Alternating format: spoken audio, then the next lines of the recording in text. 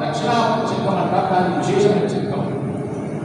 అలాంటి శంఖు క్షేత్రంలో కూడా మామూలు శంఖుగారైన దక్షిణావర్త శంఖు రూపంలో ఉంది క్షేత్రం. మరి దానికి ఎన్ని వలయాలు ఉన్నాయి అంటే 3 వలయాలు ఉన్నాయి. ఆ 3 వలయాలు ఎక్కడి నుంచి ఎక్కడి దాకా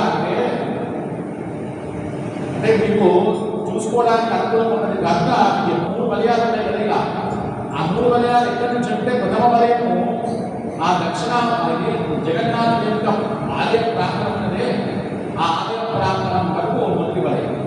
ఎంతవరకు అంటే కపాలమోచన మందిరం వరకు మొదటి వలయం. కపాలమోచన మందిరం ఎక్కడుందో తెలుసా?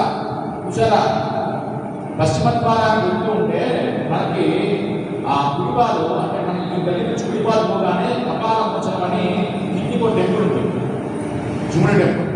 అక్కడ మణికర్ణికా తీర్థం, కాశీలో మణికర్ణికలో ఇక్కడ మణికర్ణిక ఉంది.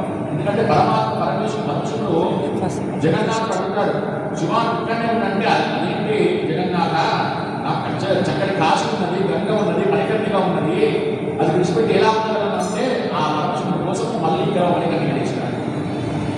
అలా మణికర్ణిక గంగా నది అంటే మహానది. ఆ విధంగా అది కపాలమోచనం వరకు ప్రథమావతం. ఆ కపాలమోచనం నుండి 2వ ఆవరణ మొదలు పెడితే దగ్గరనే జంబేశ్వర మహాదేవుడు. ఆ జంబేశ్వర మహాదేవుడు వరకు 2వ ప్రాకారం, 2వ ఆకారం.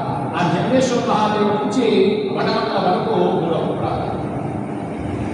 కనీసం మధ్యలో శంకుచేత పరిపక్వ చేయాలంటే కాలం సరిపోదు.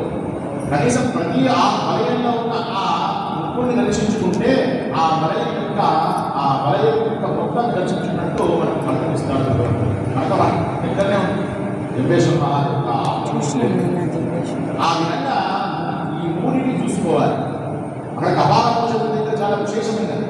ఎవరికైతే పితృదేవతలు సంతాన దోషాలు ఉన్నాయో ఇక్కడ ఇవన్నీ చాలా తెలుసుకోవాలి. కానీ వాస్తవానికి ఆ పితృ యొక్క భక్తి ఉండాలి.